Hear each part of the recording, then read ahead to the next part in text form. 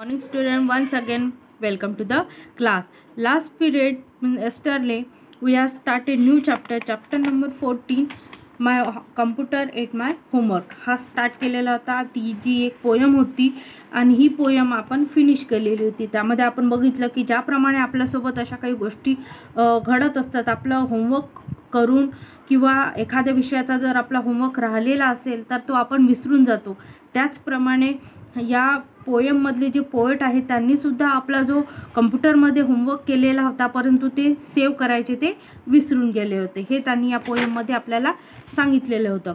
त्यामध्ये आपले question number A झालेला होता आणि क्वेश्चन नंबर बी मधलं फर्स्ट आणि सेकंड नंबरचा जो क्वेश्चन होता तो आपला राईट डाऊन झालेला होता. नाऊ थर्ड नंबरचा क्वेश्चन आपल्याला बघायचा आहे. Pick out a few lines from the poem that you find humorous. म्हणजे यामधल्या या पोयममधल्या आपल्याला काही लाईन्स घ्यायच्या आहे जो मानवाशी रिलेटेड अशा आहे. फर्स्ट आहे बघा, it diverse my hours of typing every picture chart and graph.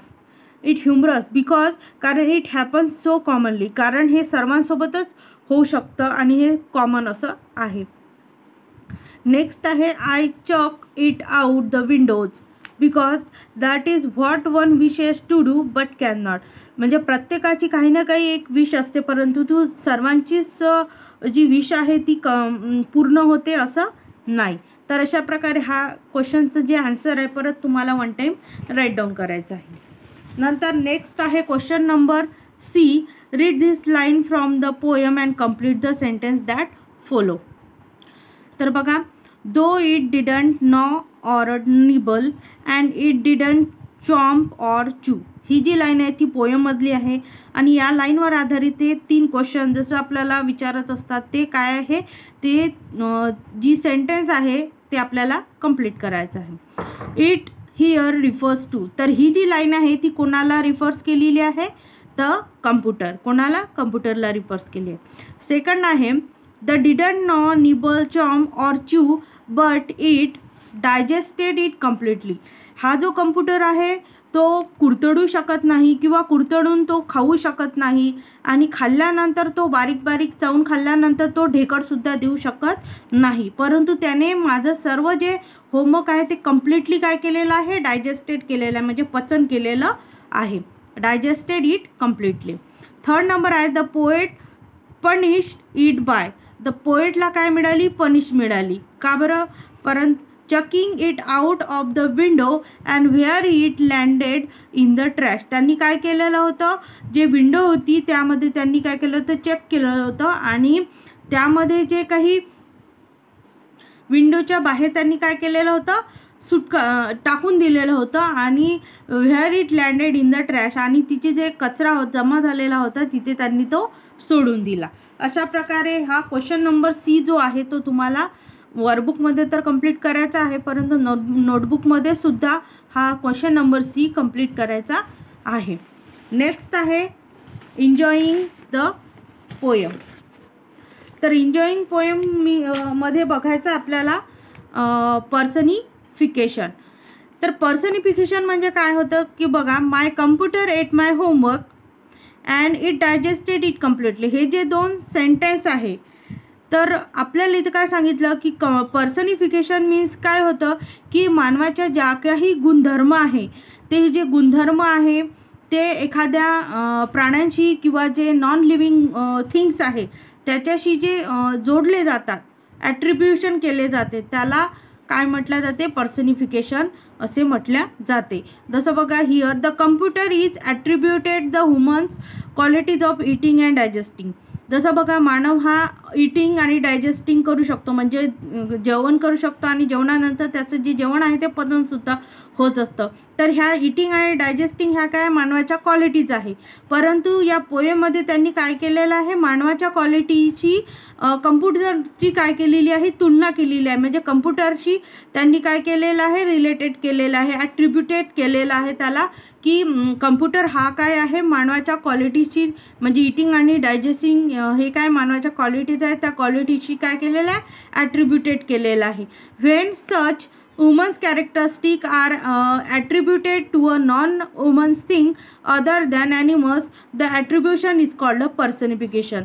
Personification कशाला म्हणायचं, जर एखाद्या मानवाच्या कॅरेक्टरिस्टिकशी जर एखादा नॉन लिव्हिंग थिंग्स आहे किंवा अदर ॲनिमल्सची जी तुलना केली जाते, ॲट्रिब्युशन केलेलं जाते, त्याला पर्सनिफिकेशन असं म्हटल्या जाते. तर क्वेश्चन नंबर ए आहे, identify 2 other instances of personification in the poem. तर आपल्याला पोयममध्ये अशा 2 पर्सनिफिकेशनची एक्झाम्पल द्यायची आहे. तर बघा ते एक्झाम्पल कोणते आहे. फर्स्ट आहे, इट डिडंट चॉम्प ऑर च्यू, म्हणजे तो माणसासारखा काय करू शकत नाही, कुरतडू शकत नाही किंवा तो बारीक बारीक चावूसुद्धा शकत नाही. एक झालं पर्सनिफिकेशनचं, व्यक्तिमत्वाचं. नंतर आहे second, I thought I heard it laugh, आणि तो आपल्यासारखं विचारही करू शकत नाही किंवा आपलं ऐकून तो हसूसुद्धा शकत नाही. ह्या सर्व क्वालिटीज कोणाच्या आहे, मानवाच्या आहे. आणि या मानवाच्या क्वालिटी कम्प्युटरशी काय केलेलं आहे, त्यांचं ॲट्रिब्युशन केलेलं आहे. म्हणून आपल्याला पर्सनिफिकेशनच्या जे 2 एक्झाम्पल द्यायचे होते, जे मानवाच्या क्वालिटी कम्प्युटरशी रिलेटेड आहे, असे आपण 2 एक्झाम्पल दिलेले आहे. फर्स्ट आहे, it didn't chomp or chew, and second आहे, I thought I heard it laugh. Okay, तर हा सुद्धा या क्वेश्चनचा आन्सर परत तुम्हाला 1 टाइम राईट डाऊन करायचा आहे. नेक्स्ट आहे question number B, read the opening stanzas of Lewis Carroll's the walrus and the carpenter and explain the use of personification in this line. तर काय केलेलं आहे आपल्याला इथे, लेविस कॅरल यांची जी वॉलनस आणि कार्पेंटर ही एक काय आहे, ओपनिंग स्टँजा आहे त्यामधला. तर तो आपल्याला काय करायचा आहे, पर्सनिफिकेशनचं यूज करून आपल्याला ते एक्सप्लेन करायचं आहे. जसं बघा इथे सन आहे आणि इथे मून आहे. तर दोघांचं काय केलेलं आहे आपल्याला बघा, पर्सनिफिकेशन म्हणजे व्यक्तीच्या वेगवेगळ्या क्वालिटीज किंवा वेगवेगळ्या कॅरेक्टर्सशी संबंध असा आहे. जसं सन आणि moon, the sun was shining on the sea shining with all his might. तर आता shining with all his mights हा काय आहे, मानवाशी संबंधित असे एक क्वालिटीज आहे. जसं सन हा काय करत आहे, समुद्र किनाऱ्यावर शायनिंग करत आहे आणि तो शायनिंग असा करत आहे की सगळीकडे त्याचं जे तेज आहे ते पसरत आहे. म्हणजे त्याचा अर्थ काय होतो, the sun is given the human qualities of being able to do a job as well as he can. ज्याप्रमाणे सूर्य जेव्हा माणूस एखादा चांगलं काम करतो तेव्हा त्या कामावरून त्याची जी क्वालिटीज आपल्याला माहीत होते, तशाच पद्धतीची हा सन जो आहे, तर सनला सुद्धा ह्युमन क्वालिटीज शी कम्पेअर केलेलं आहे. म्हणून shining with all hits might असं म्हटलं जाते. And he did his very best to make the willow smooth and bright. आणि तो जे काही कार्य करतो ते सर्व स्मूथ आणि ब्राईटलीपणे तो करत असतो. And this was odd because it was the middle of the night. कारण हे काही यामध्ये विचित्र आहे, त्याचं कारण असं की तो काय आहे, the middle of the night आहे. तर असं सनबद्दल पर्सनिफिकेशनचं एक्सप्लेन केलेलं आहे. सेकंड आहे moon, the moon was shining sulkily. Sulkily means सुस्तपणे. तर मून हा कशा प्रकारे सुस्तपणे शायनिंग करत असतो, because she thought the sun had got no business to be there after the day was done and it's very rude of him she said to come and spoil the fun. तर काय करत आहे बघा, the moon जो आहे तो इनएमिटेट म्हणजे moon हा निर्जीव आहे आणि त्याचप्रमाणे तो सुस्तसुद्धा नाही आहे, can not sulk, which means त्याचा अर्थ असा होतो की represent to smile or be pleasant. तो सर्वांना काय देतो, स्माइल देतो आणि खूप आनंदी असा ठेवतो. Because one is angry about something.